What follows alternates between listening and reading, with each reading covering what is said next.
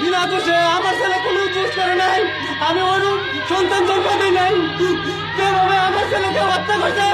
এ আল্লাহ, এ আল্লাহ, তোমার এই কি নিষ্ঠুর বিচার।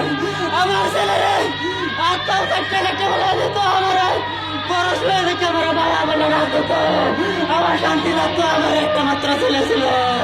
আল্লাহ গো, যারা আমার সন্তানকে হত্যা করছে, আমার সন্তানকে যারা হত্যা করছে, তাদের বিচার চাই।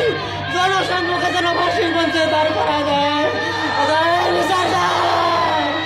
আল্লাহ, আমার কলেজের ছাত্রা করে বলছে, আমি আর বাঁচতে চাই না, আমি শুধু আমার ছেলের হত্যার বিচার দেখে বাঁচতে চাই।